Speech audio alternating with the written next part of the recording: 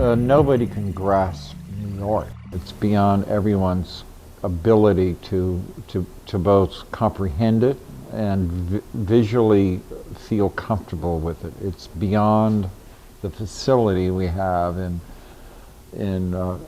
feeling comfortable with our knowledge of something. It is always ahead of our knowledge, and it's always mystifying. There are enormous populations of creative people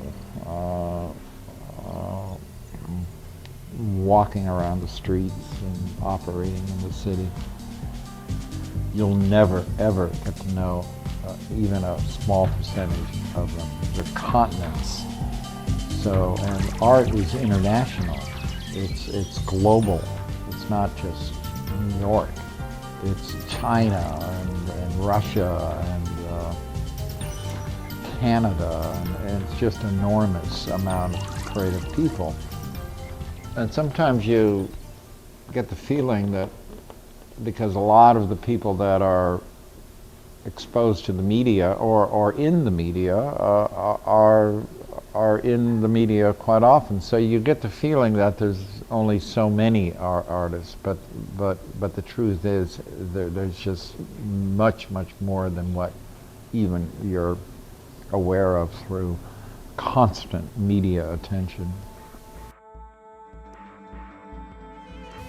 I like artists that their work is not necessarily what we call a signature, where it repeats itself for many years, or its deviations are very minor. I like artists who have a wide variety of scope, and who aren't afraid of making mistakes and testing themselves and making things sometimes difficult for themselves, that take chances and sometimes fail. A lot of this art from the West Coast had elements about it that I think helped me a lot in developing myself, because the Bay Area had a certain relationship with convention and defying convention, and for instance, they developed what later became known as bad painting, the attempt to make a painting bad by breaking rules of convention. Some of these things are important, have been important to me.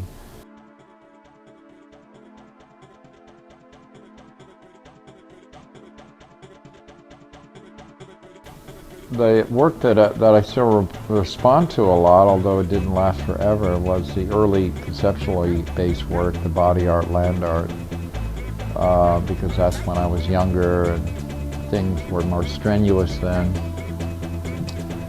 And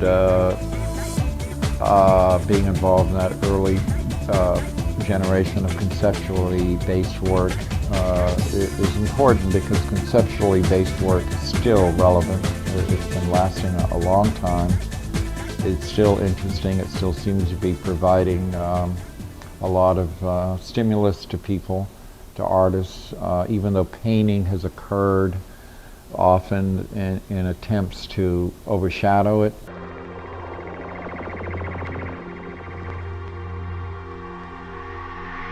It's come to be the most prevailing and long-lasting movement, if you want to call it a movement or a sensibility or a tendency, that we've ever had in art history.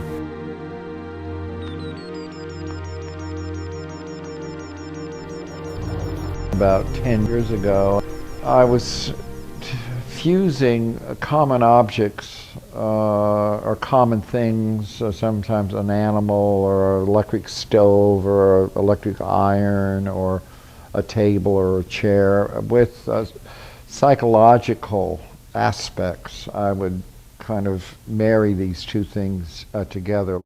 A piece called Digestion is the deer with fire coming out of the antlers.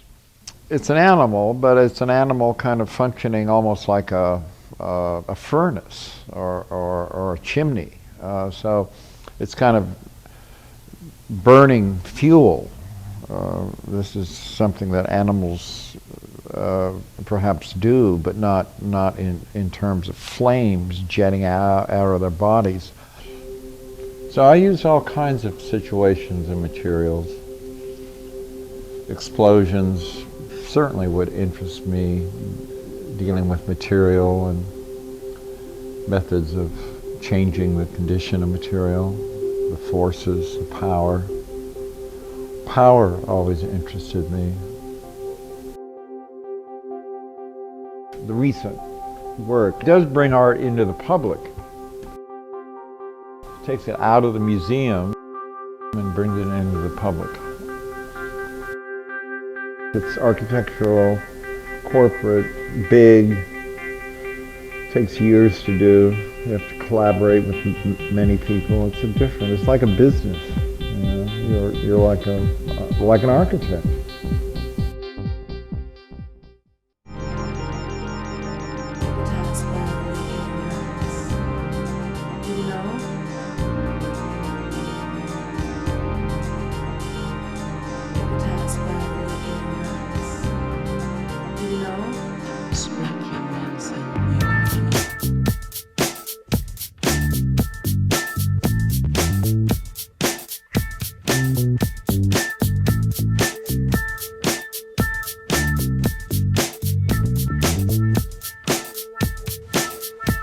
The Latin explosion ain't new to me. I've been into foreskin since puberty. I want an uncut Latino with a libido the size of Reno, Nevada, to bring me to my bladder splatters. A dick fatter than a beer can. Lay down.